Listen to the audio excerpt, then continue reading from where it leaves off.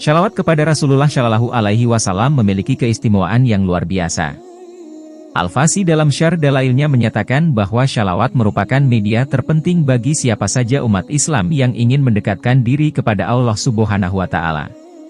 Dengan shalawat, seseorang bisa mencapai kerelaan Allah Subhanahu wa Ta'ala, mendapatkan kebahagiaan serta kepuasan lahir batin, diampuni seluruh dosa, dan mampu menapak tangga menuju tingkatan tertinggi di sisi Allah Subhanahu wa Ta'ala.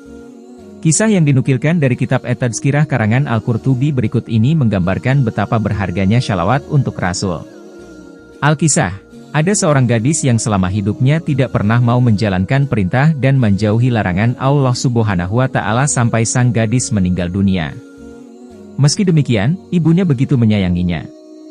Dia menangisi kepergian anak tersayangnya itu.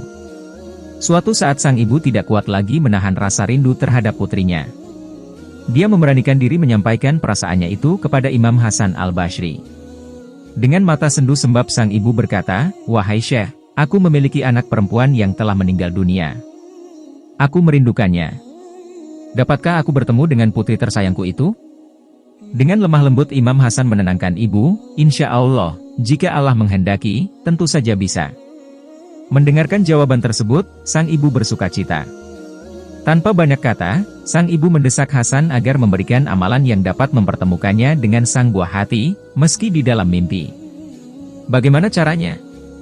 Aku sudah tidak tahan ingin bertemu dengannya dan aku ingin tahu keadaannya sekarang," desak ibu itu kepada sang imam. Melihat kesungguhan ibu itu, Imam Hasan menasihatinya agar tidak berlebihan menanggapi kesedihan akibat kepergian orang yang kita cintai. Lakukanlah sholat 4 rakaat, setelah melaksanakan sholat Isya pada waktu-waktu terakhir, saat subuh hampir menjelang. Dalam setiap rakaatnya, bacakanlah surah Al-Fatihah dan At-Takatsur. Setelah itu, berbaringlah sambil membaca shalawat untuk Rasulullah hingga Anda terlelap, kata sang imam memberikan nasihat. Mendengarkan arahan itu, sorot mata ibu itu yang tadinya sayu kini bersinar. Ia percaya cara itu bisa mempertemukannya dengan sang putri. "Baik, akan saya laksanakan apa yang Anda perintahkan." Ibu itu pun pergi dan langsung pada malam harinya mengerjakan apa yang diperintahkan Hasan. Benar saja, ia akhirnya dapat melihat putrinya dalam mimpi. Namun, yang membuat ibu itu sedih adalah keadaan di depan matanya yang begitu mengerikan. Ia melihat putrinya yang di dunia cantik jelita itu dalam keadaan tersiksa dalam kubangan azab.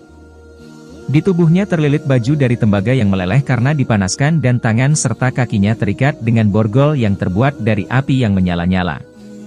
Ibu itu menangis sesegukan ketika melihat keadaan putrinya yang menyedihkan, disiksa di alam kubur.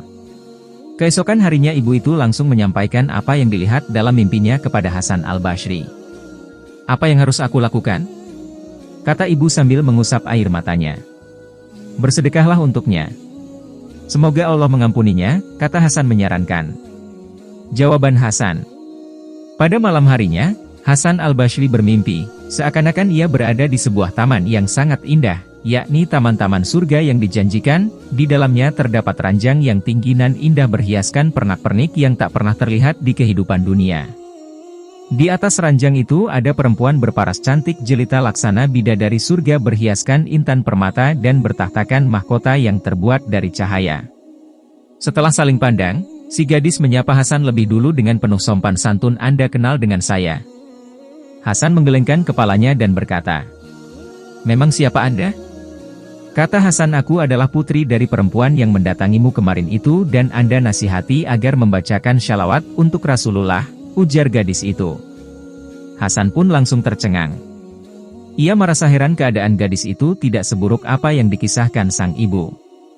Untuk memastikan keadaan bahwa gadis yang bertemu dalam mimpinya itu adalah anak dari sang ibu, Hasan berujar, "Ibumu telah menceritakan keadaanmu padaku, tapi aku tidak melihat kau menderita dan tersiksa. Kau tampak mendapatkan kebahagiaan di sini," kata Hasan. "Tapi, kenyataannya sekarang aku baik-baik saja seperti yang Anda lihat," jawab putri itu. "Lalu apa yang menyebabkan kau mendapatkan karunia yang demikian besar dan kedudukan yang terhormat di sisi Allah Subhanahu wa Ta'ala, wahai anakku?" Dengan wajah riang, si gadis menceritakan keadaan dan teman-temannya yang berjumlah 70 orang. "Kami mendapatkan azab yang amat pedih sebagaimana diceritakan ibuku padamu. Nah, Suatu saat lewatlah seorang laki-laki salah membaca syalawat 1 kali dan pahalanya ia hibahkan pada kami. Seketika itu Allah menerima amalnya dan membebaskan kami dari azab itu, katanya. Subhanallah, kata Hasan. Ia pun bergegas menyampaikan berita gembira ini kepada